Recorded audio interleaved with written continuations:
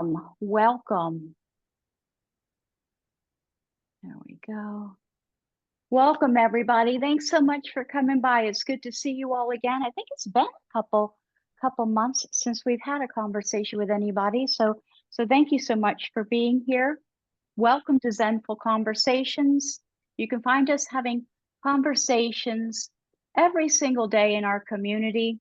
We are in our 6th year of those conversations. So thank you for your continued support. And you can find more information on zenfulconversations.com. My name is Jen Brown. I'm your host. We're here today with our guest speaker, poet Rosemerry Wahtola Trommer. Did I pronounce that correctly, Rosemerry? Yeah. Wow. Impressive even. Awesome. Thank you so much for being here. Thank you so much for being here. I'm going to read what your bio is, just so people who are not familiar with you have an idea of the scope. But I have been deeply touched by you, and I got to say, I left this very loose. I normally have it much more structured, and I did not do that so much today because the presence, the energy is just very interesting. A little bit about Rosemerry. Rosemerry co-hosts Emerging Form, which is a podcast on creative process, secret agents of change, and Soul Writers Circle. Her poetry has appeared on a Prairie Home Companion, PBS NewsHour, O Magazine, American Life in Poetry, on Carnegie Hall Stage, and on River Rocks, She Leaves Around Town. Her collection, Hush, won the Halcyon Prize. How do you pronounce that? Halcyon, yes, okay. Naked for Tea was a finalist for the Able Muse Book Award. Rosemerry has been writing and sharing a poem a day since 2006. Yes, a poem a day since 2006, a practice that especially nourished her after the death of her teenage son in 2021. She is the author of Exploring Poetry of Presence 2, Prompts to Deepen Your Writing Practice, and her poetry album, Dark Praise, explores endarkenment, available anywhere you listen to music. Her most recent collection is All the Honey. In January 2024, she became the first poet laureate for Evermore and is helping others explore grief, bereavement, wonder, and love through poetry. Rosemerry, welcome. Thank you again for being here. Thank you for sharing your time, your energy, and your love here. Thank you. Thank you. And do you prefer for me to call you Jen or Jen? Oh, it's okay to call me anything you want. Okay. Jen is good. But your vulnerability amazes me, and your kindness and generosity towards me has touched me deeply. I just thank you for being a teacher of presence. Thank you. I'm going to start right off with this. I'm new to learning about poetry and find it a very wonderful space to be in. A lot of the people that I meet in this space are phenomenal. And I want to give a shout out to Julia Fehrenbacher for introducing us. Julia's my girl, and I just wanted to give a shout out for that introduction. I've been learning about you since she has introduced us, and I have heard you talk about uncertainty. And that's one of the reasons that I just decided to let this be not as structured and formatted as my mind usually wants everything to be. I've heard you say that it's one of your favorite things to think about, write about, converse about, read poems about, write poems about. Can you talk a little bit about that? Okay, let's just jump right in with uncertainty. So what is it that draws me to it? I think is partly, I suppose, that I'm afraid of it. I think that uncertainty is, it's one thing to be curious about it, kind of in a let's talk about it way. It's another thing to actually be in uncertainty and to inhabit as we always are, although I think as humans we do our best to create safe structures to make sure everybody's okay. I certainly know I have done that, and I've done my best to do that to, not that it's worked, you know, but I think part of what draws me to uncertainty is that, and in terms of discussing it and wondering about it, is that I do think we can create a fluency with it by our wonder, by our interest, to not push it away is as if we could, but to not try and pretend that it's something over there and we're safe over here is a way to, I don't know, we could say dance with it or wrestle with it. We could come up with any number of verbs that we would be doing with it, but to play with it. And in this way, become increasingly fluent in it, like anything that you practice, right? So that the practice isn't becoming good at uncertainty. I don't think that we can do that, but I think that there is a way that we can practice showing up in when we're uncertain. And that's what doesn't that serve? That serves everything for us to can I show up now in this moment when everything seems to be falling apart? Can I show up now in this moment when I'm afraid? Can I show up now in this moment when I'd rather push things away? Can I show up now instead of shutting down? So I think that really a curiosity about uncertainty is an invitation to find new ways to show up again and again and again. Can I show up now? Could I show up now? Thanks. It reminds me, I've also heard you talk about things being broken and our quick needing to fix it. It reminds me of that same kind of space. Yeah. Can you talk about leaving things broken for a second? Can I read you a poem about it? Yes, absolutely. Please do. Um, this is an older poem, and it's called How It Is.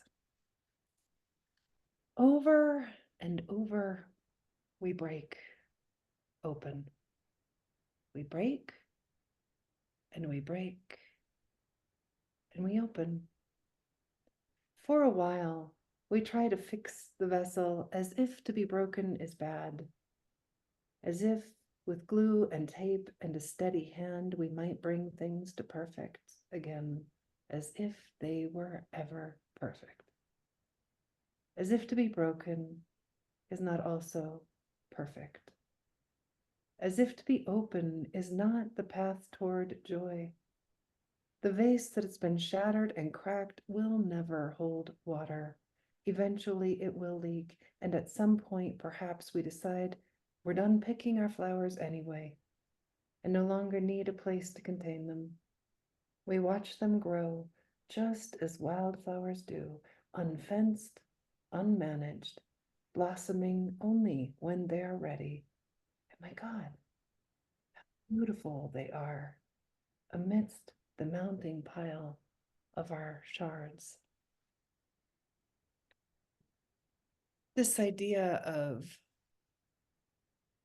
broken, that it's a problem.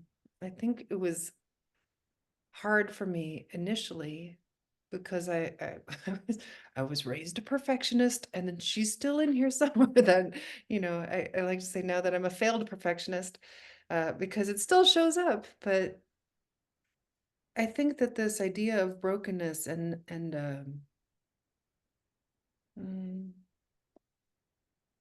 how when it stops being a problem, it changes everything for us. So here, maybe again on this vase image that showed up in that poem, I'm thinking specifically of a time, this was really fundamental life-changing time for me when my son Finn was really struggling. And I was doing everything I could to help and to fix things. And I kept thinking, how do I help myself while I'm helping him? How do I create, a space where I'm big enough to hold it all, that I can hold his pain and my pain and the beauty in the world and what's wonderful and what's terrifying. And just, I kept thinking of myself as a vase and of all of these other emotions as the flowers, the stems that I was trying to put in the vase. And there were so many of them, and it was so hard to try and hold it all. But I just kept thinking, make yourself a bigger vase, make yourself a bigger vase to hold it all. Because that's what I think we're supposed to do, right? Hold it all. And then I talked with my spiritual teacher, Joy Sharp, and she said, are you sure you need to hold it? The power of a question, right? And there it is too, just that little insertion of uncertainty. Are you sure you need to hold it? And look how that uncertainty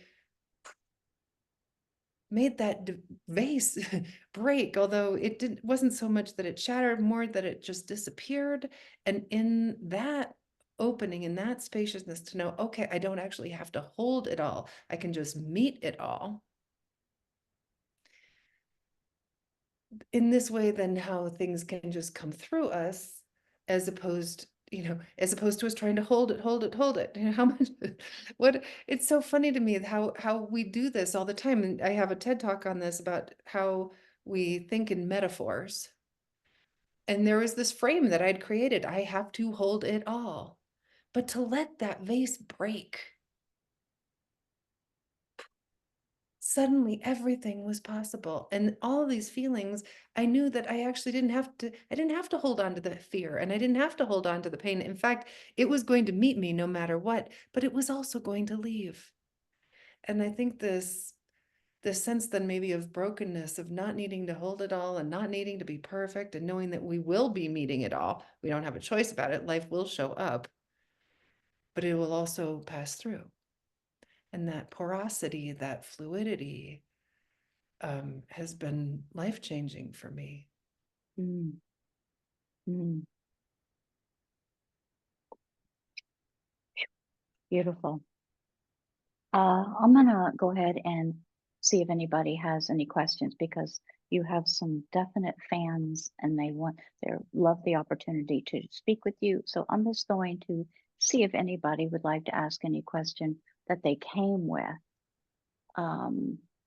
Does anybody want to ask anything right away, or we can come back to this in a little bit?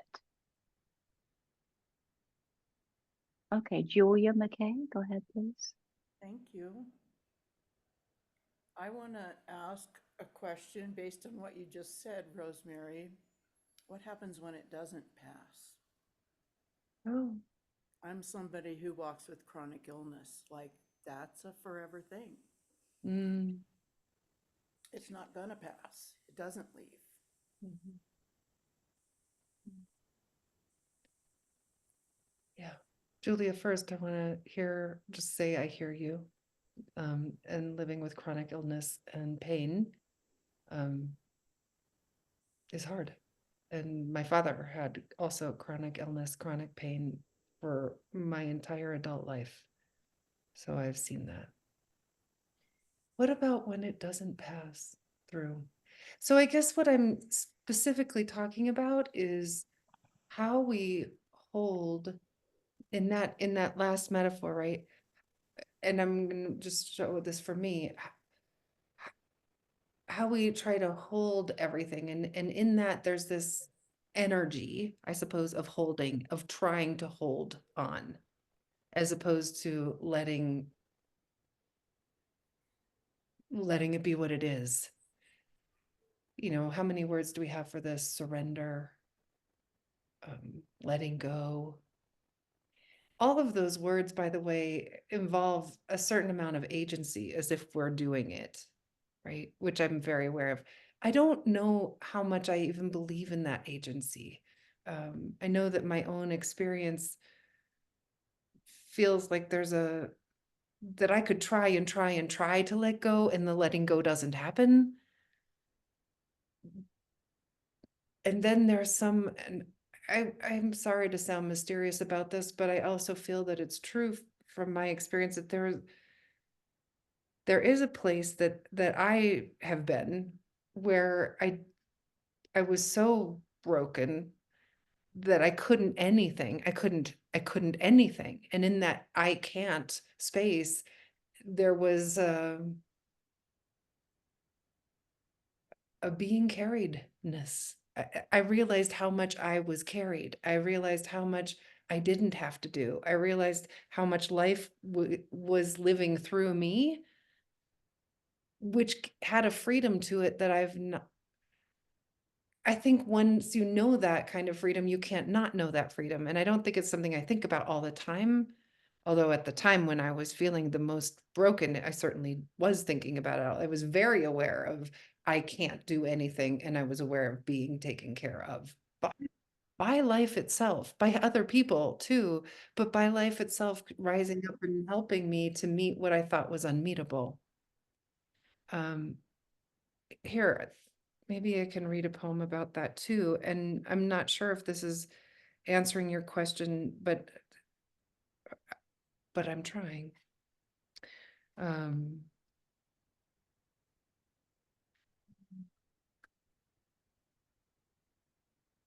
Just a moment.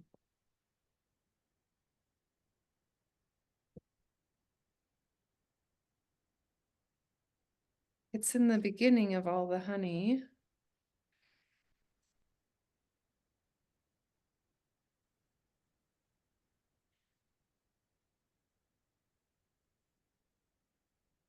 Come along, come along. I'm so sorry. This, I have that's it. okay. I just want to say this is the book, All the Honey, that we're referring to. Hmm. You know the name? No, I wish I did. I know how it ends. Well, honest, that made me think of the between calls in a way, because for me, it's not a destination kind of thing. It's put in where we can kind of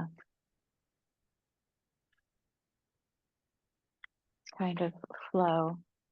But I want you to find your poem that you have in mind. Okay, well, I'm going to give it a few more seconds, and if I can't find it, I'll give up on it. But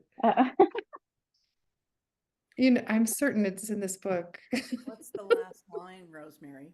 The last line is, isn't it beautiful? And it's life saying to me, is it not beautiful? Is the last line. Emerging self-portrait, Yes, thank you. Where page is 7, page 7. Thank you. I need all the help I can get, friends. There it is. Yes. So I guess this is a poem that really speaks to that time of losing agency in the sense that I could take care of things, that I could fix things, and maybe I'll start it even with this. Well, two separate things. I'll just let the poem stand on its own. Emerging self-portrait. I now know myself as helpless.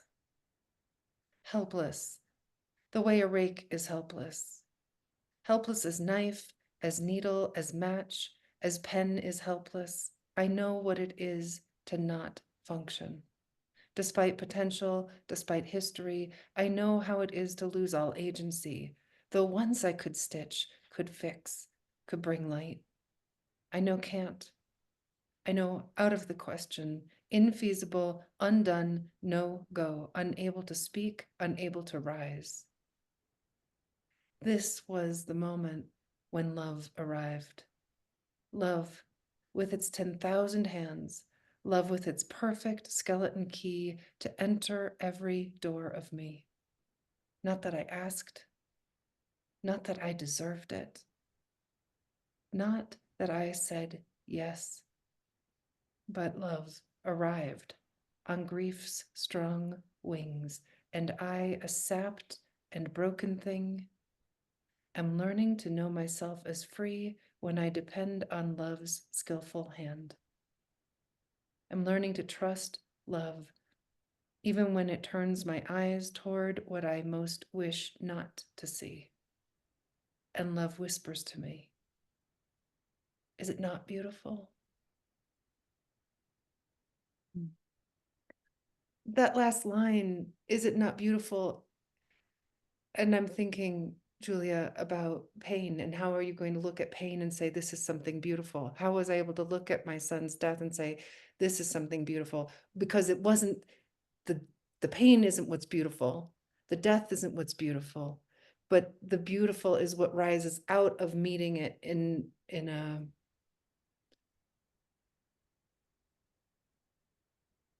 fluent, porous way of showing up.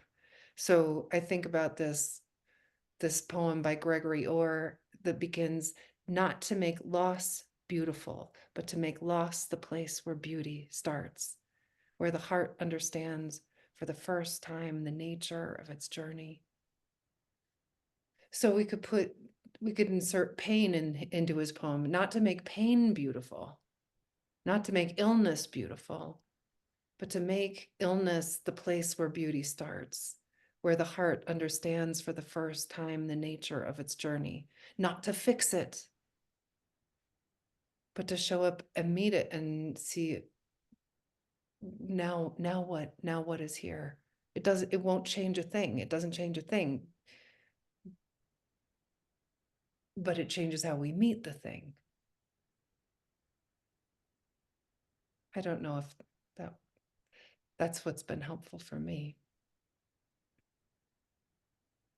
Yes, ma'am. That was beautiful. Thank you. Thanks, Julia. Anybody else have a question they'd like to ask at the moment?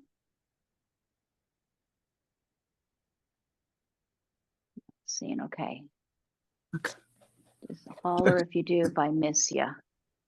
I'm hollering. Okay, Brenda, go on ahead. Holler. Oh, I've got what she just, who did you say said that somebody's name starts with a G, not to make loss. And did you say not to make loss any less beautiful? Oh, I'll go ahead and say the whole thing again. It's Gregory Orr. And the poem begins, this is just the first part of the poem, not to make loss beautiful, Not to make loss beautiful, but to make loss the place where beauty starts. To make loss. Jen, that is beautiful. My husband passed away this past year, and I'll still say 2 or 3 months ago because it's so fast. But the word, agency is a word that a lot of people use, just the buzzword in a way these days. Everybody's saying that I might have an agency or some agency. And so I started saying that he passed away with full agency. And I meant that he passed away knowing there was like 6 or 7 people who showed up that day, and they were all around the bed. And he knew, I said, he passed with full agency. He knew who everyone around the bed was. He smiled, he talked, we sang, we prayed. He shook their hand and did the soul shake with them and stuff like that. But then by the end of the day, he got very, very tired.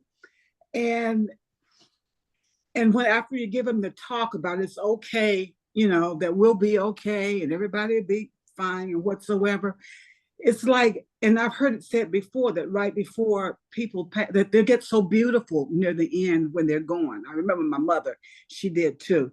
But I saw it in my husband's face and my sister's face when my sister passed, and like all the pain and all the whatever that made your face look like you were in pain or whatever, it like dissipated and the faces became beautiful.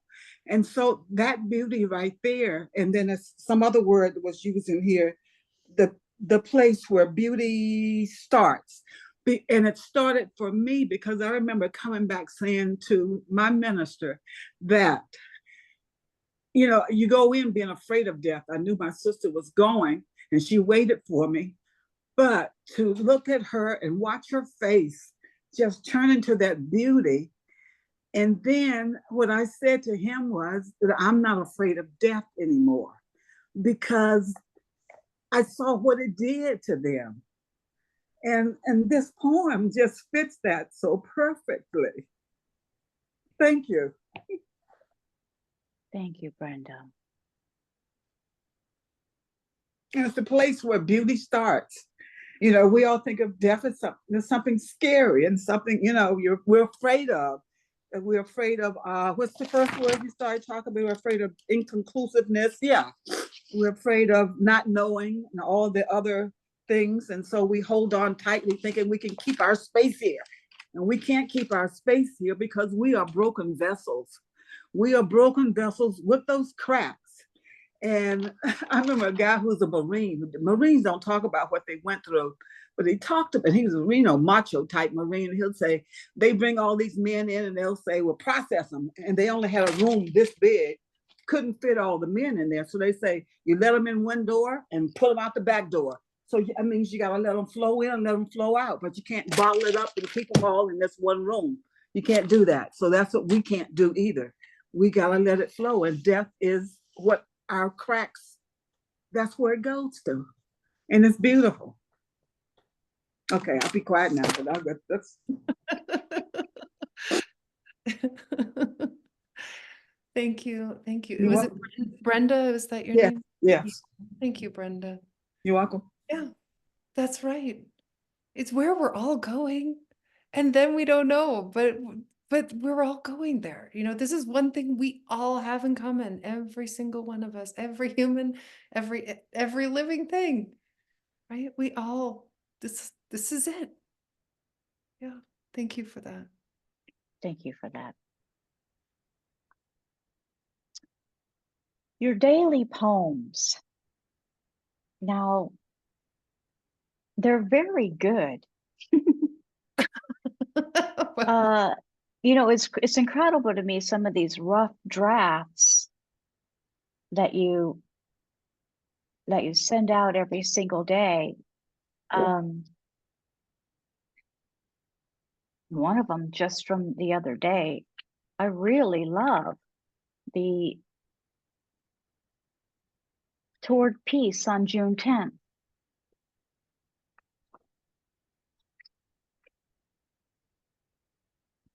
do you want to read it? Do you have it? Well, I do have it. How about you read it? Well, do you have it? Do you know it? Do you have? Oh, well, Do you I have can it? pull it up pretty fast. I think it's beautiful. So yes, I would like it to be read. And this is your rough draft that you sent out in your email on June 10th. So anyone who doesn't get the daily emails, you can find the daily poems on a blog. It's called 100fallingveils.com. And I just post them there every day. So the nice thing about it too is that although I don't organize very well on my computer, the blog organizes everything really well. So you can look up a title or you can just look up a subject like brokenness and you'll find anything you want here. But this is Toward Peace. Perhaps some part of me still believes peace is a destination, a place we arrive, ideally together. I notice how shiny it is, this belief, like a flower made of crystal, beautiful but lifeless, devoid of the dust and scuff that come from living a real day. Meanwhile, there is this invitation to grow into peace the way real flowers grow, in the dirt, with blight and drought and beetles and hail. Meanwhile, this invitation to live in the tangible, this invitation to live in the tangle of fear and failure, to be humbled by my own inner wars and wonder how to find a living peace right here, the peace that arrives when we take just one step through the mess toward compassion. And notice as our foot rises, our heart also rises. And in that lifted moment, still scraping along in the dirt, there is a peace so real. We become light, become the momentum that is the change.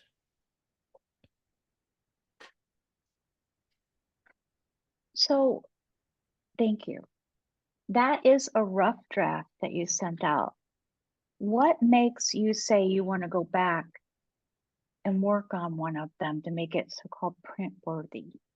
Mhm. They all have such value.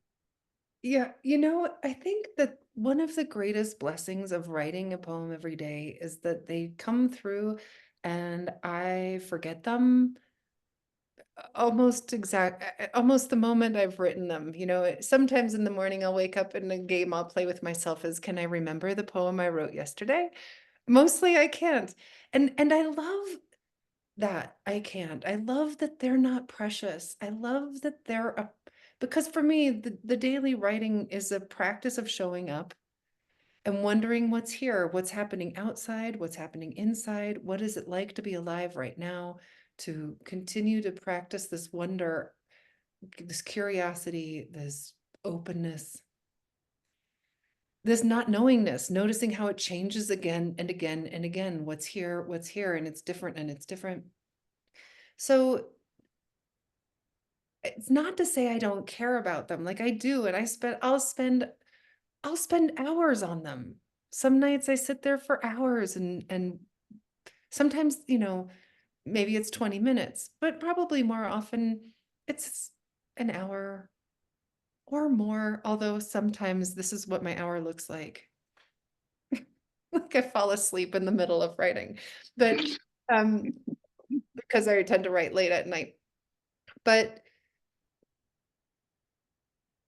the reason I would go back to a poem and change it after I've already put it out into the world would be, and by that I mean on the blog or on, sending it out in the email. The reason I would go back and change it is, one, if I realize, oh, I got that wrong.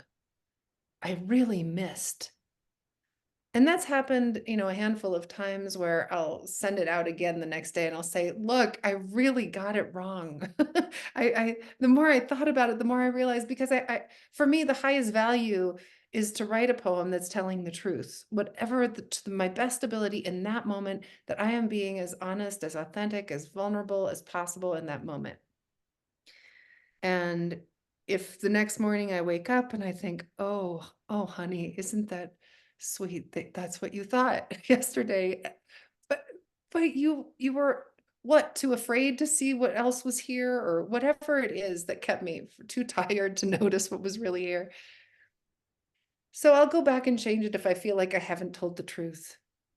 And then the other reason I would go back and change it is if I'm creating a excuse me, if I'm creating a collection of poems and I can tell that, I pull a lot of poems then together. I have a lot of poems to choose from, and I'll say, okay, which ones belong in this collection? And then if there's a poem that's like close, but I know that it's almost always the endings. It's almost always the endings. And usually it's like I tried to tie it up. And I'm like, yeah, but it's a little messier than that, isn't it? And so that's typically that's what happens. Yeah. I like that poem a lot. Um, how do you envision the role of poetry in today's world? What impact do you hope your words have on readers and society as a whole? Mm-hmm. Well, I can't help but say that I really hope that other people react to poems just like Brenda did to that Gregory Orr poem, right? Like the knowing that that's how it is, that I had that feeling about that Gregory Orr poem too, that it saved me in a time when I most needed to be met. That poem met me and said, this is the second half of that poem, the heart understands for the first time the nature of its journey. And I think sometimes we're met by poems that help us understand, oh, this is the nature of the heart's journey. This is what it is. This is it. When that happens, through a poem, but it doesn't matter if it's a poem or if it's a painting or if it's music or whatever it is. And I think in terms of art, for the most part, that has the capacity for this to happen, but maybe it's through prayer, or which is probably another kind of art, by the way. I think when we can touch, what does it mean to be alive? Because that's what all art is trying to do, is answer that question. And I shouldn't say answer that question, because it never answers that question, but it again and again engages with that question. What does it mean to be alive? And the more we can remember our humanness, please, can we all remember our humanness? That changes the way we meet each other, right? So that's why I think it is so essential that for poetry, for music, for dance, for all of these arts to find their way into the world and remind us again and again and again how human we are, and how we're in this world with all these other humans, and how tied together we are, how connected we are, how we're here to take care of each other. Hopefully that's what poems do. Self-compassion, compassion for the rest of the world. That's, I suppose, my great hope for poetry. But based on what I know is true. That's my hope on poetry, based on what I know I receive myself from poems. Not all poems, let's be honest about that. Most poems I don't like that much. If we're really going to be honest, I only like a handful of poems out of all the poems that I read. But then I'm happy to read, 50 poems to get to the one poem that makes me go, like, I feel like I'm a tuning fork and I've just been struck and I'm fully resonant with it. And I think, yes, this.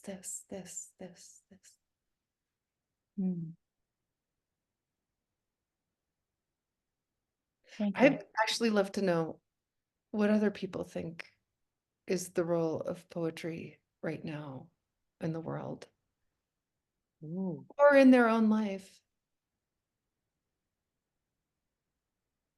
Who chooses to be vulnerable enough to come on Oh, and say so? I'm all in. Hi. All right, Karen, go ahead. Um, I agree with most of what Rosemerry said, and I will say that Zenjan, if you're just getting into poetry, welcome to the rabbit hole and enjoy it. There's so much. I find a lot of stuff out there that I like, and I've been introduced to a lot of poems and poetry that make my day some days. Brenda, so sorry for your losses, but I'm so grateful for your attitude towards it. So I feel like poetry gives us the opportunity to be that way, to see the truth that connects us all, and it hits you. You're going through something similar, or you have a memory based on a poem that you read, or something's just so true. You're like, yes, that's true. And I don't know who it is that always says it doesn't have to be good, it has to be true. I feel like I know somebody that says that, but that's what I feel. And I feel if it rings true for you, that's the humanity, that's what strings us all together.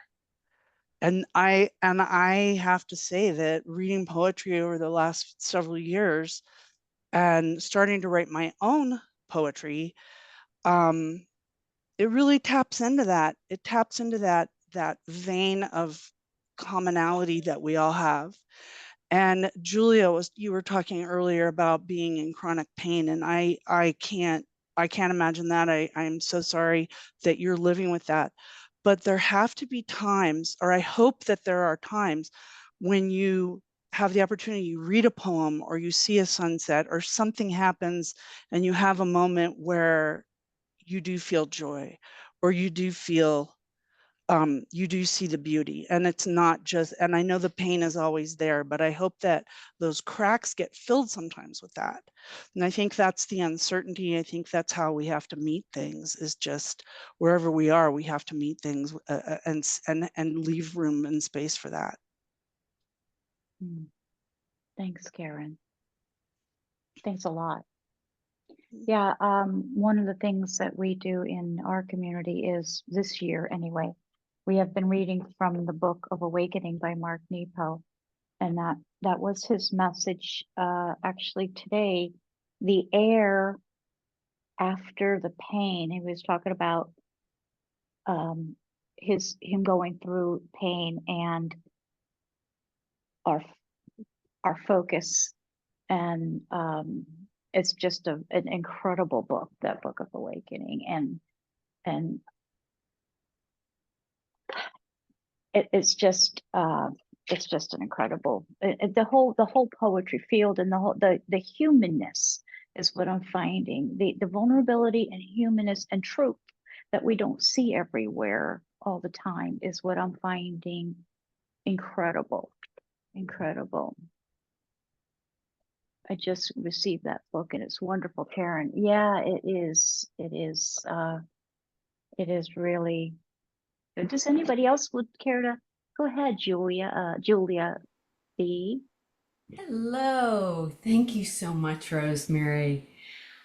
I think for me, the metaphor, and I loved your TED talk on that. That was really wonderful. And for me, I think poetry and descriptives is the language of the subconscious, right? And so I can't, like, my subconscious doesn't necessarily understand the words, but it understands the meaning of the words, and that objectivity that it gives me, that little bit of separateness, so I can feel something either so big that I can't even house it, or so hard that I can't speak it. And it's like poetry is that space between, that liminal space between my imagination and understanding, and it almost like going to therapy and they give you little things to play with, like I'm making this object so I can tell a story, so I don't have to really, I don't know, like get caught up in trying to explain. Yeah. Right. Which is right. So this is the power of the image, right? That it, when we can say that today,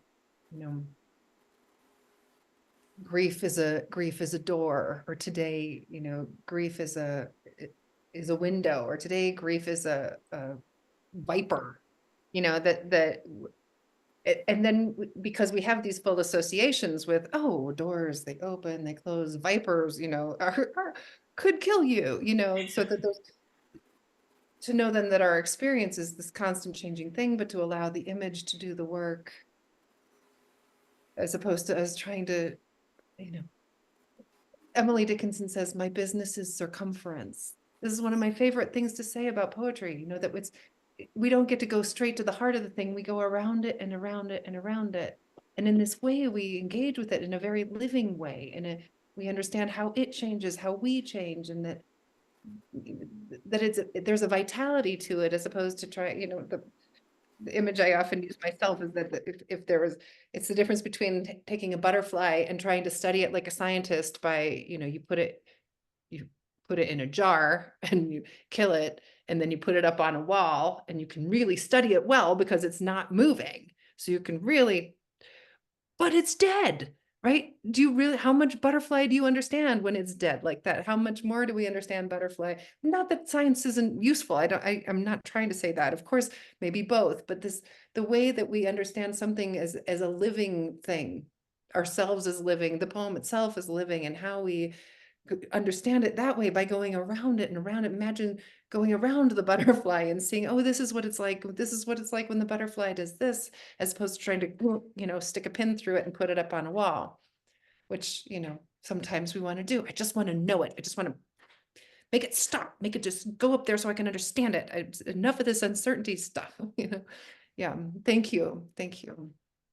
You know, it's reminding me of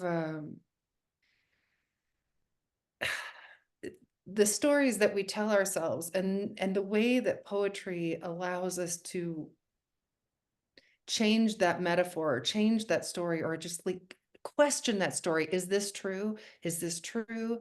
And I thought I'd maybe share this poem about a really important moment after my son died, when I felt like it really was kind of the power of a daily practice of writing poems that allowed me to see through a story that I'd been telling myself that was really not helpful. And it's called The Invitation.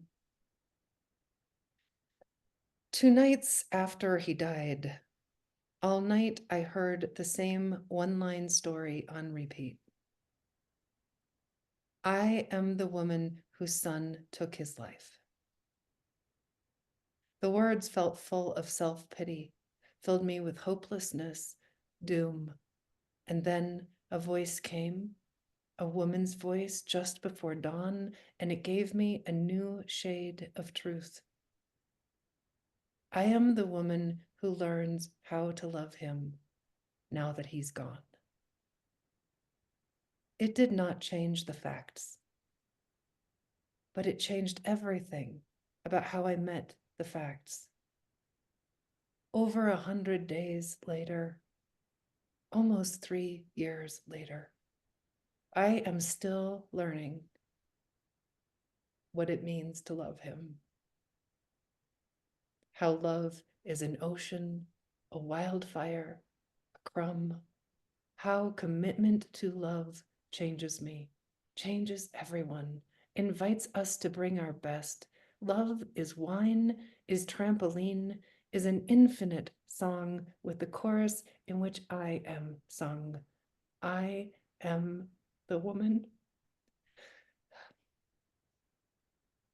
who learns how to love him now that he is gone. May I always be learning how to love, like a cave, like a rough-legged hawk, like a sun.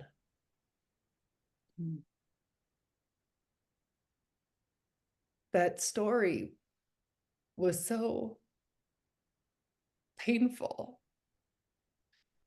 and was so full of shame and blame. And I've only recently heard about this Buddhist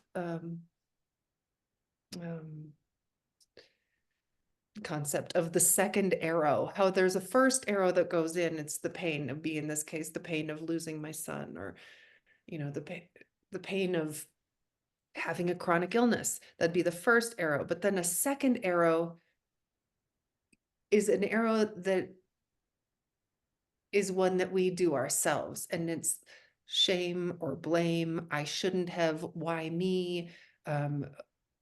Whatever our stories are around it. You know, I am the woman whose son took his life, had a lot of shame and blame in it. That was an arrow that was not helpful in any way. There was nothing to be done about the first arrow. He was dead. That was not going to change. But do you hear how the story, I'm the woman who learns how to love him now that he's gone, is so full of love, compassion, and openness, wonder. It broke the second arrow. The pain of the second arrow is even greater than the pain of the first arrow. Imagine if you just got hit and then you get hit again in the exact same place. That second time you get hit, it hurts even worse. And so in a way, this ability to see the story we tell ourselves and to see, oh, wow, that story is really not serving me. There is no self-compassion in that story. There's nowhere to go. There is nowhere to go except really to continue to hurt ourselves even more on top of the pain that's inevitable, the pain that's already there, that cannot be, there's nothing to be fixed there. What do we have to do? So this is why I think that poetry can be so helpful, is because it can help us see these stories. Oh, I thought there was a vase. I thought I had to hold it all. Oh, I thought I had to feel bad about this. You know, I had to blame myself for this. Oh, you know, whatever the story is that's doing the damage to us, it gives us a chance to say, There's another way. There's this other way. And then another and another and another. You know, we can't, if once we find a story that we like, that doesn't mean it's going to fit forever. It's just another story.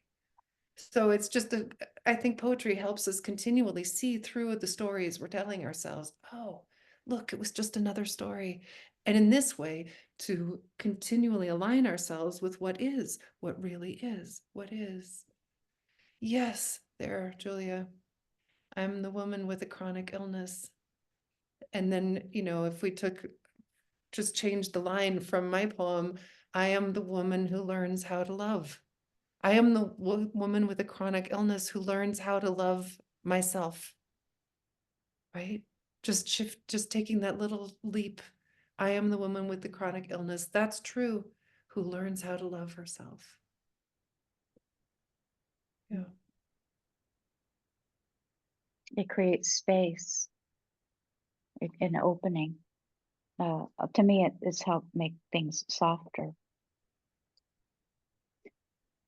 We have a lot of people on. Does anybody have any questions they'd like to ask Rosemerry? Want to make sure we get to everybody that brought questions with them or has anything that they would like to ask. Okay. All right. Do you have another poem you would like to read? Did you Sure. bring a You few? know, I brought one because it's the solstice. So Right, I thought we could read a solstice poem. right. I think Brooke said it was actually right at 4:50 or something like that. Yes, we're right on target. So this is a poem from June 22nd of 2020. And it's, you know, I think it's so human to want to be the most, the best, the longest. Like there's something that draws us about superlatives. You know, here we are celebrating the longest day. Only one day a year gets to be the longest day, though during midsummer in Finland, the sun will float above the horizon line for weeks, and each light-soaked day seems longest. That is what I wish for you, day after day of unsetting love. Whole months when you feel the most beloved, the most seen, the most embraced for exactly who you are. I want to send you giant bouquets of days, all of them the loveliest, all of them invitations to feel the most holy yourself. And on the shorter days, when warmth feels distant, those are the days I want to remind you it's normal to feel unlovable. It is normal to feel not enough. It is normal to wish, unreasonable though it is, that those days would disappear and every day could be the best day, the longest light, the day most soaked with love.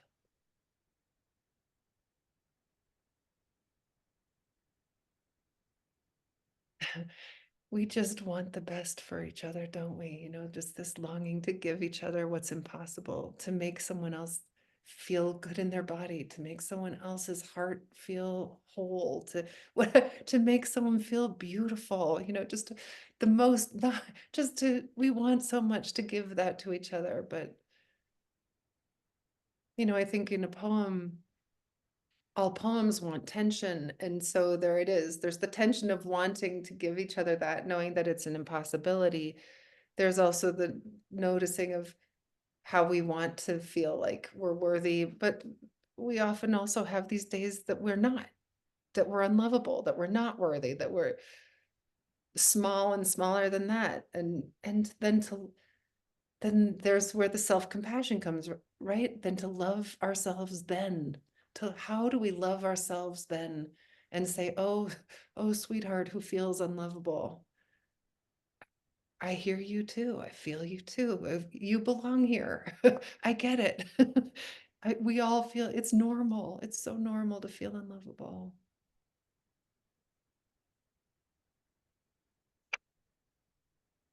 What about the question?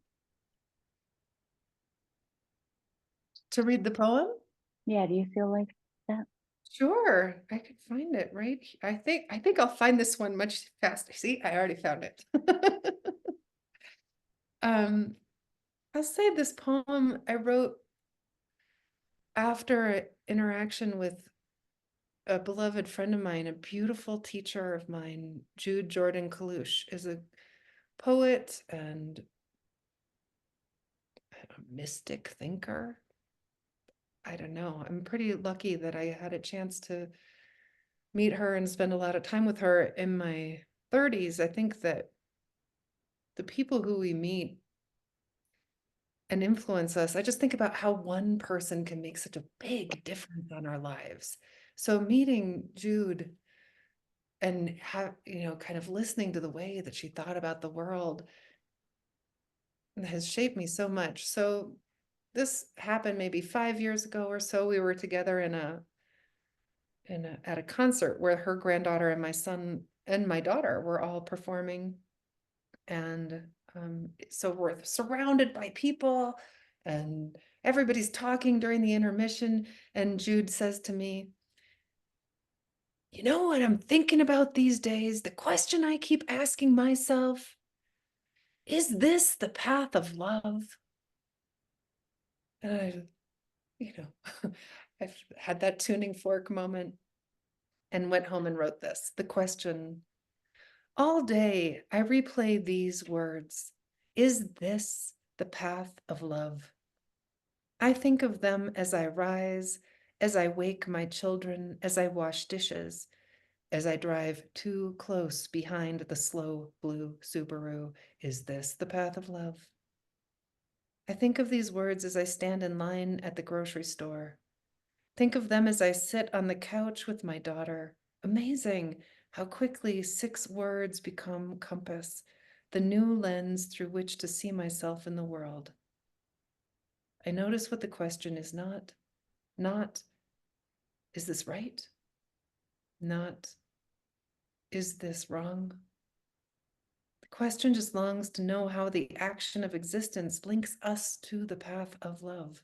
And is it this? Is it this? All day, I let myself be led by the question. All day, I let myself not be too certain of the answer. Is it this? Is this the path of love? I ask as I wait for the next word to come.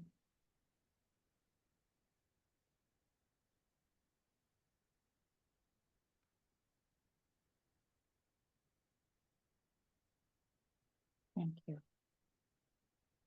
That's a powerful poem. It's a It's powerful very question. powerful. Isn't it Powerful an question. incredible question?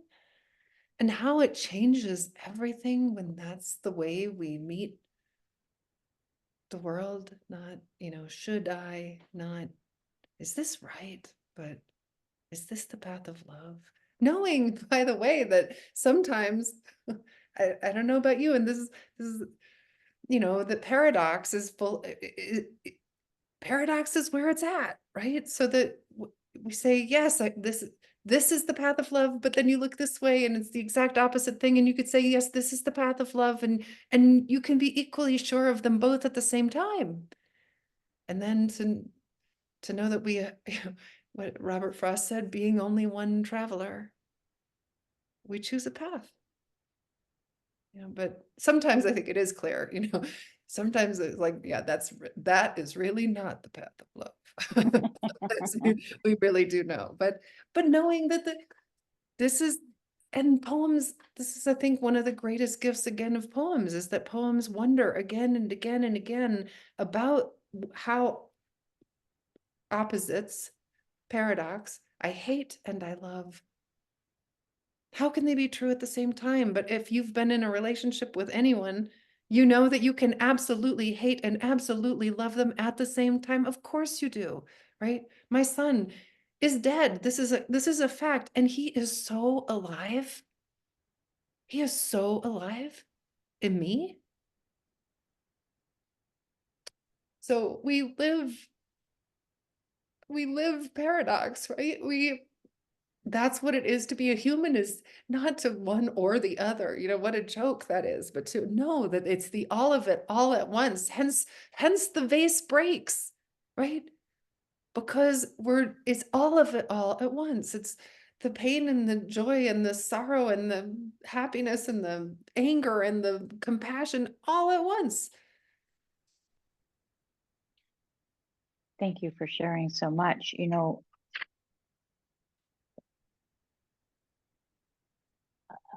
I am definitely amazed by you are somebody that has made a big difference to me just in our communication over the past few weeks. But I mean, to talk as freely and openly with that being your son's passing of so new 2021, it's pretty outstanding that you're able to share so much openly like that. I want to thank you for opening up yourself the way you have. I want to the one poem that you wrote there, though, the Toward Peace that I asked you to read a little bit ago, that was from June 10th. There, it talked um, about peace being a destination, a place we arrive, and I think that's more of it's not one or the other, it's just all. And you have another poem, Between Calls. Do you know that one off the top? And guess what? I can totally look it up on my blog. Between Calls. That's another one that I think is rather lovely, about how it's just not so black and white like you're talking about. If you have it located, can you read that one real quickly? Yeah. Between calls, I walk out the door and lie on the ground and let the earth hold me. Let the sun soak me. Let breath do what breath does. And if there is any part of me that doesn't know it is part of everything, it is lost in the vast peace that fills me when everything warms and the kingfisher flies over my silence with his and the air smells of river and greening grass. It doesn't last, but for this small eternity, I am what a wind is, only more, only less. Beautiful, thank you. I think that's one of my favorite poems. I so feel and visualize that beginning there, and that small eternity words there are just amazing. Let me just ask anybody else, if they have any questions. Anybody have anything they'd like to ask before we ask Rosemerry her final thoughts? Okay. Just want to make sure I don't miss anybody. I think somebody has to really have a question. I know they've been very quiet. Very quiet. No, I don't want to. Brooke? No. And Rosemerry, is there anything that, well, just want to ask you real quickly, looking forward, do you have any upcoming creative projects that you have in mind or aspirations? Anything you're excited to explore in your future poetry? I'll tell you a couple of things. One is I do have a new book coming out in October. It's called The Unfolding, and I'm so excited about it. Especially the form of the book. I think that the poems in general, they've all been written since Finn died, since my father died, and we could say that grief is in all of them, if not directly, you know, it's it's somewhere in there, but the chapters themselves and the overriding theme of the book is praise. And so I created 4 words that are more nuanced it turns out we just don't have really good words for praise in our language. And so I thought I'd make a few more. So like, Veriluia comes from veritas is truth, and alleluia, and putting them together. My idea is the truth, the praise that comes when we meet the world as it is instead of the world the way we want it to be. Or another one is Pan Gloria, the praise that comes when we realize that absolutely everything it offers some opportunity for praise.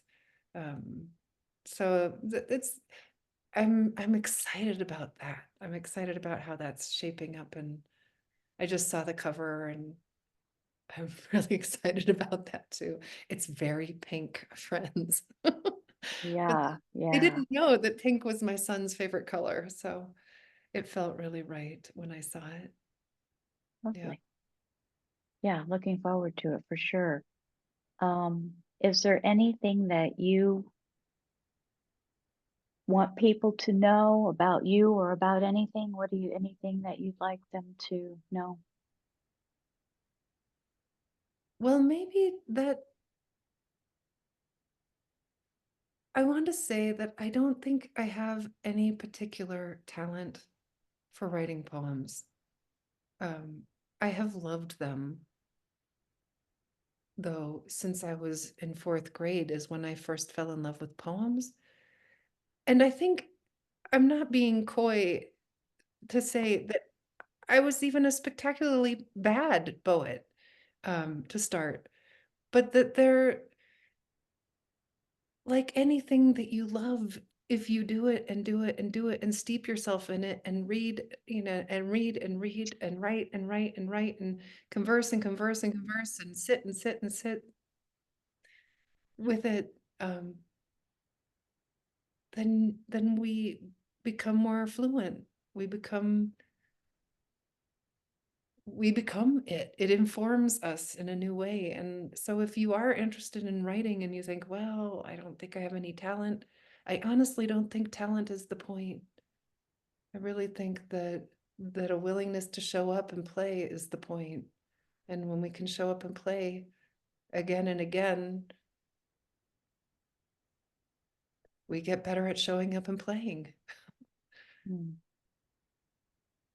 It has felt magical getting to know you. Thank you so much for that. I knew this would be a truly lovely conversation, and I just thank you so much for coming on.